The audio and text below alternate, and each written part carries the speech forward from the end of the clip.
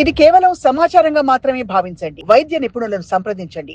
ఎటువంటి ఇన్ఫెక్షన్స్ కావచ్చు లేదా ఎలాంటి వస్తూ ఉంటాయి అంటే ఏంటి ప్రాబ్లమ్స్ ఉంటాయి డయాబెటిక్ వాళ్ళకి? ఈఎన్టీలో స్పెసిఫిక్గా డయాబెటీస్ మనం ఇయర్, నోస్, థ్రోట్గా తీసుకుంటే ఇప్పుడు ఒక ఇయర్కి వచ్చాక నెక్స్ట్ దానికి కూడా వచ్చే అవకాశం తొందరగా ఉంది. డయాబెటీస్లో మెకానిజం ఏంటి అంటే చిన్న వెజల్స్ కానీ చిన్న నరాల పైన కానీ నోస్లో ఎటువంటి ఇష్యూస్ వస్తూ ఉంటాయి? ఎక్కువ పీరియడ్ రావడము, వాళ్ళకి ముక్కులో నుంచి రక్తనాళాల్లోంచి స్ప్రెడ్. ఇన్ఫెక్షన్స్ రాకుండా ఉండాలంటే మన లైఫ్ స్టైల్ ఏం చేంజెస్ ఉండాలి? Life style definitely healthy life style. And కొంతమందికి ఎర్లీ ఏజ్లో కూడా డయాబెటిక్ వస్తుంది కదా మేడం? ఒకప్పుడు డయాబెటీస్ అంటే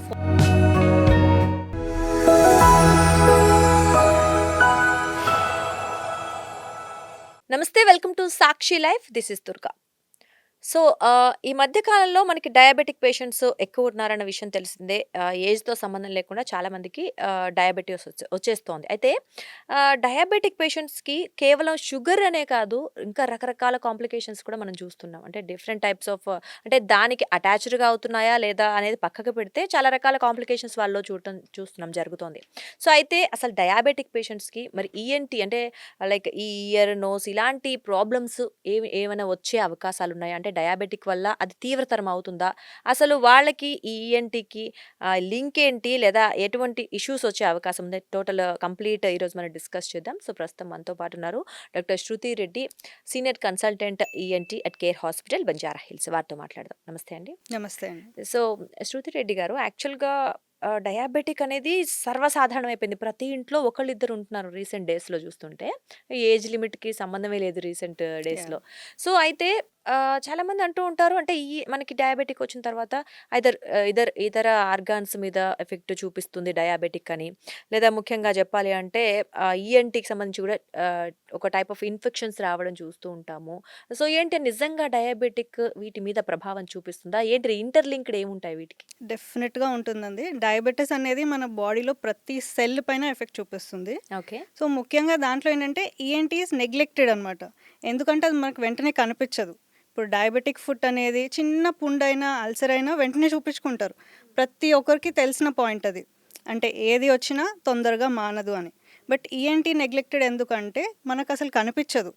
అండ్ ఏదో కొంచెం పెయిన్ వస్తే పెయిన్ కిల్లర్ తీసుకోవడం మానేయడం అలా ఉంటుంది.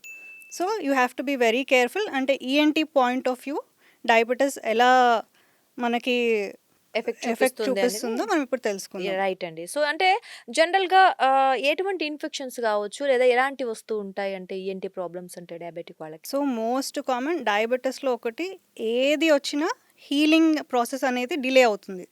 సో అలా ఇన్ఫెక్షన్స్ తొందరగా మానవు.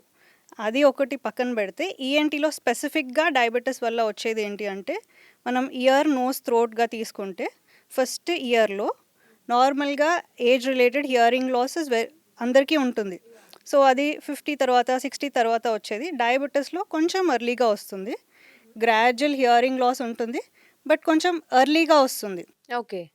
సో హియరింగ్ లాస్ అబ్జర్వ్ చేసుకొని పేషెంట్స్ కొంచెం తొందరగా అంటే హియరింగ్ టెస్ట్ తీసుకొని, ఒకవేళ లేకున్నా కూడా మనం ఆడియోమెట్రీ చేయించుకొని ఫర్దర్ రికార్డ్ ఉంచుకుంటే వీ కెన్ యాక్చువల్లీ దాన్ని మనం చూసుకోవచ్చు. అంటే ఓవర్ ద టైం తగ్గుతుంటే వెంటనే మనం దానికి రెస్పాండ్ అవ్వడము, అంటే హియరింగ్ ఎయిడ్ తీసుకుంటే అక్కడికి ఆగిపోవచ్చు.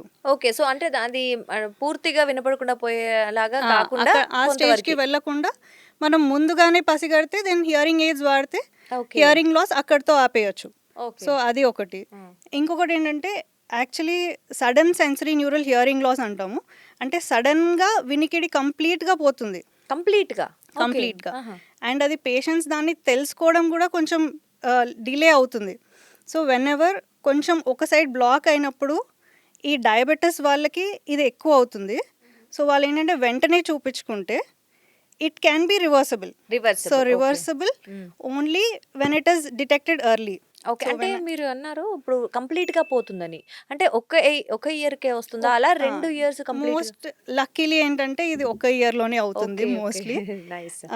సో ఇదేంటంటే it is treated as an emergency in ENT actually. Why emergency అంటే, if you act early there is a high chance that your hearing can get back normal. Okay. So మీరు delay చేస్తే అసలు వచ్చే ఛాన్సే లేదు. Observe చేసి వెంటనే గనక హియరింగ్ టెస్ట్ చేసుకుంటే మనకి వినికిడి కంప్లీట్గా తగ్గిపోయింది అండ్ దాని sudden sensory neural hearing loss category కింద వెళ్తే ఇమీడియట్ ట్రీట్మెంట్ తీసుకుంటే ఇంప్రూవ్ అయ్యే ఛాన్సెస్ ఎక్కువ ఉంటాయి. Okay okay right. So and ఆ టైం పీరియడ్ వచ్చేసి విదిన్ 3 days అయితే నార్మల్ అయ్యే ఛాన్సెస్ 90-95% ఉంటుంది. As the weeks progress 1 to 2 weeks అయితే 50-60%. And after 3 weeks or 4 weeks మనం ఏం చేసినా అది ఇంప్రూవ్ అవ్వకపోవచ్చు. ఓకే. సో సో అప్పటికే అందుకని ఇట్ ఇస్ అన్ ఎమర్జెన్సీ. అంటే నర్వస్ సిస్టమ్ డ్యామేజ్ నర్వ్ అయిపోతుంది. డ్యామేజ్ అవుతుంది. ఓకే. అంటే ఇప్పుడు sensory neural hearing loss. So the nerve will be affected. Okay. And 1 yearకి వస్తుందన్నారు. సో ఇప్పుడు మీరు చెప్పినట్లు వాళ్ళు తెలుసుకోలేకపోయారు. 1 month డిలే చేశారు. సో ఆల్రెడీ నర్వ్ డ్యామేజ్ అవుతుంది. But then next what about other year? Other year will be normal. And ఈ డ్యామేజ్ కంప్లీట్గా అండ్ ఆల్రెడీ ఏజ్ రిలేటెడ్ కదా, ఏజ్ రిలేటెడ్ అది కూడా కొంచెం తగ్గుంటుంది. బట్ ఇలా కంప్లీట్ ప్రొఫౌండ్ హియరింగ్ లాస్ ఉన్న కేసెస్లో మనం కాక్లియర్ ఇంప్లాంట్కి వెళ్ళొచ్చు, హియరింగ్ ఎయిడ్ కూడా పని చేయకపోతే. సో అంటే ఇప్పుడు ఒక ఇయర్కి వచ్చాక నెక్స్ట్ దానికి కూడా వచ్చే అవకాశం తొందరగా ఉంటుంది. మోస్ట్లీ ఉండొచ్చు అంటారు. ఓకే. అండ్ సో ఈ డయాబెటీస్లో మెకానిజం ఏంటి అంటే డయాబెటీస్లో చిన్న వెజల్స్ కానీ చిన్న నరాల పైన కానీ ఎఫెక్ట్ ఉంటుంది. ఎఫెక్ట్ ఎక్కువ సో మనకి ఇయర్లోకి సంబంధించిన అంటే వినికిడి సంబంధించిన నరం కానీ లేదంటే బ్యాలెన్స్కి సంబంధించిన నరాలు కానీ రక్తనాళాలు కానీ ఎఫెక్ట్ అవుతాయి. సో దానివల్ల ఈ ప్రాబ్లం వస్తుంది. ఓకే. అండ్ ఇంకొకటి మేడం నోస్ అంటూ ఉంటారు. సో నోస్లో ఎటువంటి ఇష్యూస్ వస్తూ ఉంటాయి జనరల్గా? నోస్లో లైక్ ఎనీ అదర్ సైనసైటిస్ అవన్నీ కూడా కొంచెం కామన్. అంటే ఎక్కువ పీరియడ్ రావడము, వాళ్ళకి తొందరగా తగ్గకపోవడము, ఇవన్నీ కామన్ కండిషన్స్. బట్ ఇంకొకటి కొంచెం రేర్ది ఏంటంటే మనం బ్లాక్ ఫంగస్ అని కోవిడ్ అప్పుడు అందరం విని ఉంటాం. That is the worst affected. Okay. So ఈ black fungus or mucormycosis ఇది మాత్రం డయాబెటీస్లో ఇమ్యూనో కాంప్రమైజ్ స్టేట్లోనే వస్తుంది. నార్మల్ పర్సన్కి అసలు రాదు. Okay. So this fungal infection is invasive అనమాట. అంటే మన ముక్కులో నుంచి రక్తనాళాల్లోంచి స్ప్రెడ్ అవుతుంది ఈజీగా. ఓకే. అంటే ఇప్పుడు ఈ ఫంగస్ అనేది డయాబెటిక్ పేషెంట్స్కి మాత్రమే ఉంటుందా? డయాబెటీస్ ఆర్ ఇమ్యూనో కాంప్రమైజ్ అంటే మన బాడీ ఇమ్యూనిటీ తగ్గినప్పుడు వస్తుంది. అండ్ డయాబెటీస్లోనే ఈ ఇమ్యూనిటీ తగ్గడం because various organs are affected. Right. So వీటన్నిటి వల్ల ఇమ్యూనిటీ తగ్గి ఇది వచ్చే అవకాశం ఉంటుంది. అండ్ సేమ్ ఇలాగే ఇక్కడ మనకు నోస్లో ఎలా అయితే ఫంగల్ ఇన్ఫెక్షన్ వస్తుందో అలానే మనకి ఇయర్లో మాలిగ్నెంట్ ఓటైటిస్ ఎక్స్టర్నా అని ఉంటుంది. So these two are the life threatening conditions. అంటే ప్రాణానికే ప్రమాదం అనమాట. ఓకే. ఈ డయాబెటీస్ పేషెంట్లో మనకి ఈఎన్టీలో వచ్చే కండిషన్స్. అంటే లైఫ్ థ్రెటన్ అంటే అదంతా స్ప్రెడ్ అయిపోతుందా బాడీ మొత్తం? వెరీ ఇన్వేజివ్ అండ్ బోన్స్కి బ్లడ్లోకి వెళ్ళిపోయి మనకి these 2 organs are close to brain. So direct బ్రెయిన్కి స్ప్రెడ్ అవుతుంది. And that very small nerves ఉంటాయి కాబట్టి డ్యామేజ్ ఎక్కువ అయ్యే అవకాశాలు ఎక్కువ ఉంటాయి అంటారు. Yeah. So అంటే మనకి ఎన్ని రోజులు డిలే చేస్తే ఇబ్బంది అవుతుంది? వీటిలో అసలు డిలే చేసే స్కోపే లేదు.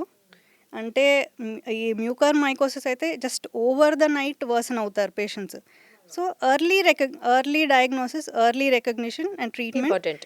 And glycemic control. మన షుగర్ లెవెల్స్ ఎంత కంట్రోల్లో ఉంచుకుంటే రెస్పాన్స్ టు ట్రీట్మెంట్ కూడా అంత బాగా ఉంటుంది. అంటే మరి కొంతమందికి గుర్తించడం ఎలా? అంటే చాలా మందికి ఇది తెలియదు కదా, ఇంత డేంజర్ ఉంటుందని తెలియదు. అఫ్ కోర్స్ ఒకవేళ అది ఆ లక్షణాలు ఎలా ఉంటాయండి? So first of all diabetes patients have to be very careful.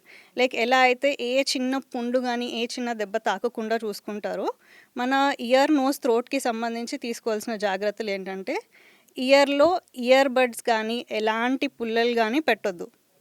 అంటే చెవు క్లీన్ చేసుకుందాము అలాంటివి అసలు ఏం చేయొద్దు. ఎందుకంటే వెరీ సెన్సిటివ్ ఏరియా. సో కొంచెం ఇయర్ బడ్తో చేసినా ఆ స్కిన్ ఎఫెక్ట్ అయ్యి ఫస్ట్ లోకల్గానే నార్మల్ ఇన్ఫెక్షన్ లాగానే స్టార్ట్ అవుతుంది.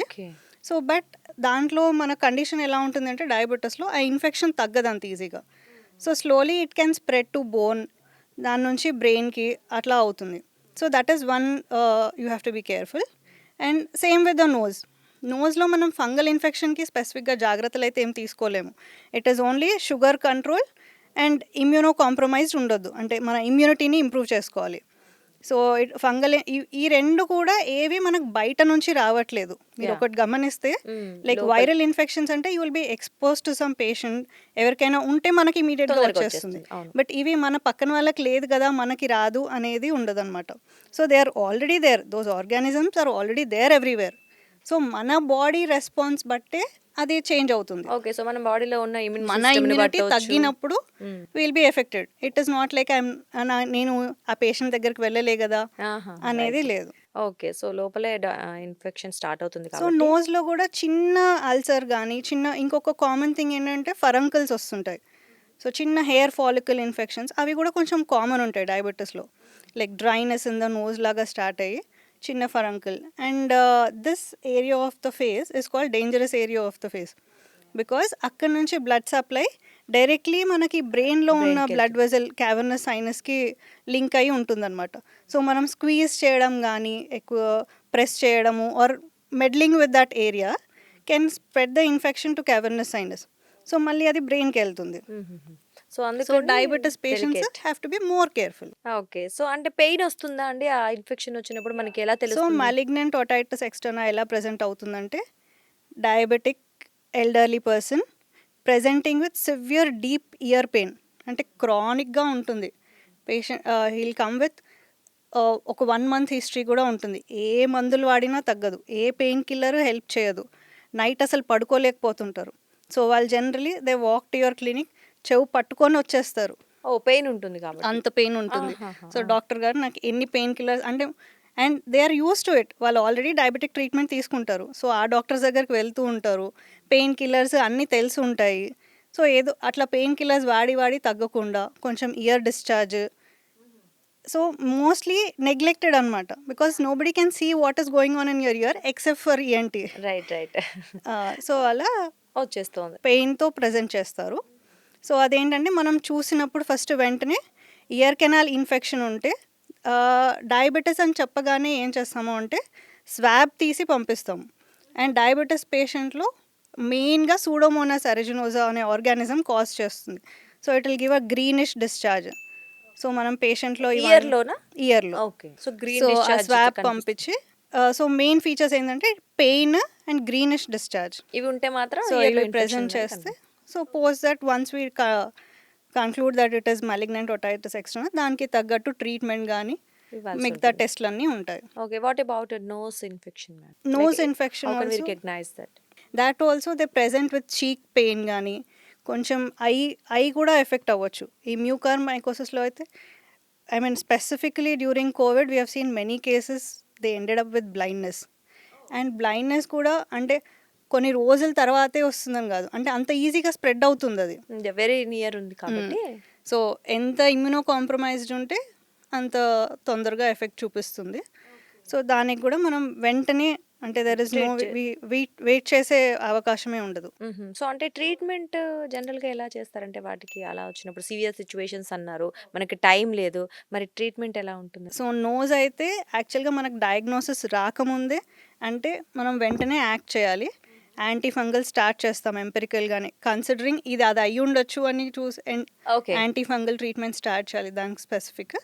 And we have to go for surgery. Surgery. అంటే ఆ Surgery is a ఇన్ఫెక్షన్ వచ్చినట్లయితే కంపల్సరీ అండి? Compulsory surgery. సో అదేంటంటే అంత డెడ్ అయిపోతుంది టిష్యూ, సైనస్ లోపల బోన్ కానీ.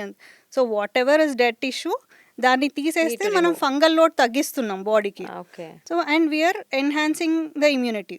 ఓకే. It's like cancer. అంటే మన క్యాన్సర్ ఎక్కడుందో Yeah. తీసేసినట్లుగా ఇన్ఫెక్షన్ ఎక్కడుందో సో ఆ part. మనం ఇన్ఫెక్షన్ లోడ్, ఆ ఫంగల్ లోడ్ తగ్గిస్తున్నాము. సో దట్ మనం ఇచ్చిన యాంటీ ఫంగల్స్ హెల్తీ ఏరియాలో యాక్ట్ అవుతాయి. ఓకే. అండ్ ఇంకొకటి మేడం, ఇప్పుడు ఈ ఇన్ఫెక్షన్స్ ఏవైతే ఉన్నాయో అంటే డయాబెటిక్ పేషెంట్స్‌కి అన్నారు కాబట్టి బిఫోర్ ఆల్రెడీ కొంతమందికి యంగ్ ఏజ్‌లో లైక్ సైనసైటిస్ అవ్వచ్చు, ఇయర్ ప్రాబ్లమ్స్ అవ్వచ్చు, కొంతమందికి ఉంటూ ఉంటాయి చిన్న పిల్లలకి అవ్వచ్చు. సో అలా యంగ్ ఏజ్‌లో ఆ ప్రాబ్లమ్స్ ఆల్రెడీ ఉన్న వాళ్ళు ఉన్నారనుకోండి, లేదా ఉండి తగ్గిన వాళ్ళు ఉన్నారు. వాళ్ళకి డయాబెటిస్ వచ్చిన తర్వాత ఎంతవరకు ఛాన్సెస్ ఉన్నాయి ఇలాంటి ఇన్ఫెక్షన్స్ వచ్చే అవకాశం? సో ఆల్రెడీ మనకి ఇయర్ ఇన్ఫెక్షన్స్ కానీ సైనసైటిస్ కానీ ఉంటే వాటికి ట్రీట్మెంట్ తీసుకుని ఉంటే పర్వాలేదు. పర్వాలేదు. అండ్ మోస్ట్లీ కొంచెం డ్యూరేషన్ ఎక్స్టెండ్ అవుతుంది వాళ్ళకి. ఇప్పుడు సైనసైటిస్ ఉన్న వాళ్ళకి ఫ్రీక్వెన్సీ కానీ కొంచెం డ్యూరేషన్ కానీ ఎక్కువ రోజులు రావడం అలా ఉంటుంది. ఓకే. ఇప్పుడు not all diabetics end up with Mucor అట్లా కాదు, జస్ట్ ఇమ్యూనో కాంప్రమైజ్డ్లోకి వెళ్ళొద్దు. అండ్ ఆల్సో షుగర్ కంట్రోల్స్ చేసుకోవడం అనేది important. కంట్రోల్గా ఉంచుకోవాలి. సో అంటే షుగర్ నార్మల్ లెవెల్స్‌లో ఉన్నట్లయితే ఇవేమి ఇబ్బంది ఉండవా అండి? ఏమి ఇబ్బంది ఉండదు. అంటే ఏ సో బాడీ అన్ని ప్రాబ్లమ్స్ కూడా మన High sugar. బ్లడ్లో షుగర్స్ హైలో ఉన్నప్పుడు ఆ హీలింగ్ ప్రాసెస్ అనేది ఎఫెక్ట్ అవుతుంది. ఓకే. అండ్ ఇప్పుడు డయాబెటిక్ రాగానే మీరన్నట్లు షుగర్ అబ్నార్మల్ ఉన్నదనుకోండి. సో, కొంతమందికి 1 ఇయర్ ఉండొచ్చు. లేదా కొంతమందికొచ్చి 5 ఇయర్స్, 10 ఇయర్స్ అవ్వచ్చు. సో, ఎన్ని ఇయర్స్ తర్వాత ఇలాంటి కాంప్లికేషన్స్ వచ్చే అవకాశం ఎక్కువంటారు? అట్లా స్పెసిఫిక్‌గా ఎన్ని చెప్పలేం. ఇయర్స్ తర్వాత చెప్పలేం. కొందరు డైరెక్ట్ అసలు అన్‌డయాగ్నోస్డ్‌గా అంటే అసలు వాళ్ళకి డయాబెటిస్ ఉందని కూడా తెలీదు. బట్ ఈ ఇన్ఫెక్షన్స్ వల్లనే డయాగ్నోస్ బయటపడుతుందది. చేయరు. యాహ్! యాహ్! ఓకే. సో, అంటే అండ్ స్టార్టింగ్ ఏజ్ ఎవ్రీ అనేం లేదు. Person, every body immunity is different. So, కొందరికి ఎన్ని ఇయర్స్ ఉన్నా ఏం అవ్వకపోవచ్చు. కొందరికి ఇమ్మీడియేట్‌గా ఎఫెక్ట్ అవుతుండొచ్చు. ఓకే. సో, డిపెండ్స్ ఆన్ అదే ఇండివిడ్యువల్ పర్సన్‌కి డిఫరెంట్‌గా ఉండొచ్చు కదా! యాహ్! అండ్ ఇందాక మీరన్నట్టు అదర్ ఇన్ఫెక్షన్స్‌కొస్తే ఇప్పుడు మన టాన్సిలైటిస్ గానీ, ఈ వేరే ఏ ఇన్ఫెక్షన్స్ వచ్చినా గూడా ఈజీగా స్ప్రెడ్ అవుతాయి. తొందరగా తగ్గట్లేదు ఇన్ఫెక్షన్. సో, అవి ఇప్పుడు టాన్సిలైటిస్ అంటే మళ్ళీ యాబ్సెస్ కింద పెరిటాన్సిలర్ యాబ్సెస్ గానీ, neck space infection, deep neck spaces లోకి స్ప్రెడ్ అవుతుంది. సో, నెక్ యాబ్సెస్ కానీ ఇవన్నీ గూడా కొంచెం డయాబెటిస్‌లో ఎక్కువగా ఉంటాయి. సో, అంటే లైక్ టాన్సిల్స్ అలాంటివి కూడా ఎక్కువ ఫార్మ్ అయ్యే అవకాశం. ఎక్కువగా ఉంటుంది. సో, అప్పుడు వాటికి ట్రీట్ ఎలా ఉంటుందండి? ట్రీట్మెంట్ సో, ఇమ్మీడియేట్‌గా యాంటీబయోటిక్స్‌తో ట్రీట్ చేస్తారు. తగ్గుతుంది. బట్ అదే డిలే అయినా కొద్దీ యాబ్సెస్ ఫార్మ్ అయ్యేది. మళ్ళీ వన్స్ యాబ్సెస్ ఫార్మ్ అయితే దాన్ని కంపల్సరీ యాబ్సెస్ డ్రైన్ చేయాలి. అండ్ తగ్గిన యాంటీబయోటిక్స్ ఇవ్వాలి. సో, ఒకవేళ లేట్ అయితే మళ్ళీ అది లంగ్‌కి అవ్వచ్చు. ఇంకా స్ప్రెడ్ అయ్యే అవకాశం ఎక్కువ ఉంటుందంటారా? సో, మరి ఈ బ్లాక్ ఫంగస్, బ్లాక్ ఇన్ఫెక్షన్ అనేది మనకి ఇక్కడ టంగ్ వరకు కూడా ఎళ్ళే అవకాశం ఉంటుందా? అక్కడేముండదండి. సో, అక్కడ జనరల్‌గా థ్రోట్‌లో ఫంగల్ ఇన్ఫెక్షన్ వచ్చేసి కామనెస్ట్ విల్ బి క్యాండిడియాసిస్ అంటాం. Oral thrush or candidiasis. So, అది కూడా ఫంగల్ ఇన్ఫెక్షనే. నార్మల్‌గా హెల్తీ ఉన్న పేషెంట్స్‌లో ఎవరికీ క్యాండిడియాసిస్ రాదు. ఓకే. సో, ఇట్లా మళ్ళీ immunocompromised or over usage of antibiotics తీసుకున్న వాళ్ళకి, ఇన్హేలర్స్ యూజ్ చేసే వాళ్ళకి మాత్రమే ఈ ఓరల్ క్యాండిడియాసిస్ ఆర్ థ్రష్ వస్తుంది. ఇది లారింగ్స్ లెవెల్‌లో కూడా రావచ్చు. అంటే మనం మాట్లాడే వోకల్ కార్డ్ లెవెల్‌లో కూడా అప్పుడు గొంతు నొప్పి, మాట రాకపోవడము. సో, ఈ కండిషన్స్ అన్నీ ఉంటాయి. సో, నోట్లో ఏదైనా పూతలాగా వచ్చినా వైటిష్ ఫిల్మ్స్ ఫార్మ్ అవుతాయన్నమాట. నోట్లో వైటిష్ మెంబ్రేన్ లాగా ఉంటుంది. సో, దీన్ని బట్టి మనం దాన్ని క్యాండిడియాసిస్‌గా గుర్తించి దానికి మళ్ళీ యాంటీ ఫంగల్ ట్రీట్మెంట్ తీసుకోవాలి. తీసుకోవాల్సి ఉంటుంది. ఓకే. అంటే జనరల్‌గా ఇప్పుడు మనం కొంతవరకు షుగర్ కంట్రోల్‌లో ఉంటే ఓకే అన్నారు. బట్ ఇలాంటి ఇన్ఫెక్షన్స్ రాకుండా ఉండాలంటే మన లైఫ్ స్టైల్ ఏం చేంజెస్ ఉండాలి? ఫుడ్ ఎలాంటివి తీసుకోవాలండి? Life style definitely healthy life style and diabetes వాళ్ళు హెల్తీ ఫుడ్. అండ్ దీంట్లో వాళ్ళు ఫుడ్ అవాయిడ్ చేసే డైటింగ్ ప్రాసెస్‌లో ఒకవేళ న్యూట్రియంట్ డెఫిషియన్సీ వచ్చినా కూడా మళ్ళీ దానివల్ల కూడా ఇమ్యూనిటీ ఇంకా ఇమ్యూనిటీ తగ్గుతుంది. తగ్గుతుంది. Yeah! So, they have to be careful. అంటే ఆ తీసుకునే కొంచెం ఫుడ్‌లో even if they are restricting their diet, healthy food అన్ని న్యూట్రియంట్స్, వైటమిన్స్ వచ్చేలాగా ప్లాన్ చేసుకోవాలి. సో, మనకి న్యూట్రిషన్ డెఫిషియన్సీ వస్తే వెంటనే మౌత్ అల్సర్స్, ఆఫ్థస్ అల్సర్స్, ఆ మంట వల్ల మళ్ళీ తినలేకపోవడము, ఇది ఇంకొక విషియస్ రైట్. సైకిల్ లాగా అవుతుంది. ఓకే. ఆహా! సో, అంటే ఎటువంటి ఫుడ్స్ మేడం? అంటే ఫ్రూట్స్, వెజిటబుల్స్ ఎలాంటివి తీసుకుంటే మనకి అది కొంచెం లేట్‌గా అంటే అది రాకుండా నివారించొచ్చంటారు? సో, ఆల్రెడీ చెప్పేశారు. So, yeah! You have to fruits. Cover all the all the fruits okay. And vegetables. And మనకి లోకల్‌గా వచ్చే వాటిని మాత్రం తగ్గియద్దు. అంటే ఆహా! ఓకే. ఎగ్జాటిక్ ఫ్రూట్స్ ఇవి తినాలి, అవి తినాలి అని కాకుండా what ever is available in the local market, మన ఏరియాలో పండించేవి అవన్నీ కవర్ చేసుకుంటే సరిపోతుంది. ఓకే. అండ్ కొంతమందికి ఎర్లీ ఏజ్‌లో కూడా డయాబెటిక్ వస్తుంది కదా మేడం. అంటే లైక్ ఎర్లీ 20స్ అవ్వచ్చు, ఎర్లీ 30స్ అవ్వచ్చు. సో, మరి అలాంటి వారికి లైక్ ఈ ఇష్యూస్ రాకుండా అంటే పర్మనెంట్‌గా మనం యంగ్ ఏజ్‌లో ఉన్నాం కాబట్టి ఏమైనా ఉంటాయా కొత్తగా ఏమైనా? సో, అదొచ్చేసి లైఫ్ స్టైల్ మేనేజ్మెంట్ అండి. యాక్చువల్లీ ఒకప్పుడు డయాబెటిస్ అంటే 40స్‌లో, 50స్‌లో వచ్చేది. వచ్చేది. ఆ! ఇప్పుడు definitely that line has come to 30 ఇయర్స్‌కి వచ్చేస్తుంది మోస్ట్లీ. ఈవెన్ ద ఫెమిలియల్ అంటే ఫ్యామిలీలో ఉన్నది కూడా ముందు 40, 50కి వచ్చేది 30కి వస్తుంది. ఎందుకు? మన సెడెంటరీ లైఫ్ స్టైల్ కానీ, ఫుడ్ హ్యాబిట్స్ కానీ, మొత్తం అవుట్ సైడ్ ఫుడ్. సో, వాళ్ళకి lifestyle and food management. So, once they start eating healthy they have to reverse the diabetes. Right. Definitely అండి. అండ్ ఇంకొకటి ప్రైమరీ డయాబెటిస్ అంటారు. అంటే genetic కారణాల వల్ల పిల్లల్లోనే వస్తుంది. ఓకే. ఆ! Like they right. Or completely insulin dependent. So, వాళ్ళకి but they are used to it. One plus point is ఆ చిన్నప్పటి నుంచి and sugar control is taken very strictly in them. Right. So, చిన్న అదే పిల్లలకి. మనం బార్న్ బేబీస్ కూడా చూస్తున్నాం ఈ మధ్య. అవును. సో, అది కూడా ముందు 10 ఇయర్స్ తర్వాత వచ్చేది. ఇప్పుడు అది 1 ఇయర్ 2 ఇయర్స్ మంత్స్ బేబీస్కి బేబీస్‌లో షిఫ్ట్ కూడా అవుతుంది. చూస్తున్నాము. పేరెంట్స్‌కి ఉన్నది అని చెప్పేసి ఈవెన్ బార్న్‌లోనే వచ్చేస్తుంది. కొంతమందికి బేబీస్ మంత్స్‌గా ఉన్నప్పుడు. సో, మరి అలాంటి పిల్లలకి డెఫినెట్‌లీ మేడం అంటే మన 6 ఇయర్స్, 10 ఇయర్స్ వరకు కొంతమంది పిల్లలకి టాన్సిల్స్ సరిగ్గా ఫార్మ్ అవ్వవని మనం చెప్పుకుంటూ ఉంటాం గదా! యాహ్! సో, అలాంటి వాళ్ళకి ఈవెన్ ఇంకా వర్సా సిట్యుయేషన్స్ అంటే లైక్ ఈ ఈఎన్‌టికి సంబంధించిన డయాబెటిక్ ఉంటేనే మనం జనరల్‌గా పెద్దవాళ్ళకే తట్టుకోలేమంటూ ఉంటారు. మరి అంత చిన్న బేబీకి అసలు బాడీ పార్ట్సే కరెక్ట్‌గా వాళ్ళు గ్రోత్ ఉండదు. సో, అలాంటి వాళ్ళకి ఎలాంటి కాంప్లికేషన్స్ ఉంటాయి? సో, మెయిన్‌గా టాన్సిల్స్, అడినాయిడ్స్ అండ్ ఇవే common infections.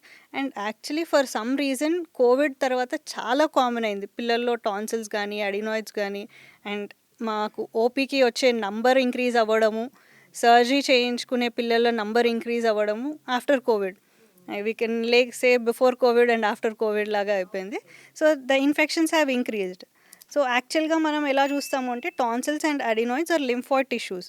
They fight they are the organs which fight infection. అంటే మనం ఫస్ట్ ఫుడ్, ఎయిర్ ఇన్హేల్ చేసే ఏరియాలో అవి ఉంటాయి. So any organisms they fight that infection and అక్కడే మనకి అడ్డుగోడలాగా నిలుస్తాయి అన్నమాట. సో అందుకని కొందరు ఏమనుకుంటారు ఇవి తీసేస్తే మన ఇమ్యూనిటీ సిస్టమ్ అంటే మన వెపన్స్ మనం లూజ్ అవుతామేమో అని. బట్ ఏంటంటే ఈ టాన్సిల్స్, అడినాయిడ్స్ మనకి అవే సోర్స్ ఆఫ్ ఇన్ఫెక్షన్ లాగా ఉండదు. సో అవి ఎక్కువగా వస్తున్నాయి అంటే సో మైక్రో ఆర్గానిజమ్స్ అక్కడ ఉంటున్నాయి. So that will be the source of infection for our rest of the body. తీసేయడం సో మంచిదంటారు. అప్పుడు తీసేయడమే మంచిది. So you have to see between the good and bad right. అంటే ఎఫెక్టివ్ మనకి అది ఉంచడం వల్ల ఉపయోగమా? తీయటం వల్ల తీయడం వల్ల ఉపయోగమా అని ఉపయోగం అని ఆలోచిస్తే చూసుకొని డెఫినెట్‌లీ తీయడమే అంటారు. మ్మ్. సో, ఇంకా అంటే ప్రాపర్‌గా కేర్ చిన్న పిల్లల్లో గూడా ఇటువంటి సమస్యలు ఎక్కువన్నారు. మరి వాళ్ళకి ఎటువంటి పర్టిక్యులర్ కేర్ ఉంటుందా? జనరల్‌గా హ్యాబిట్స్, ఫుడ్ హ్యాబిట్స్?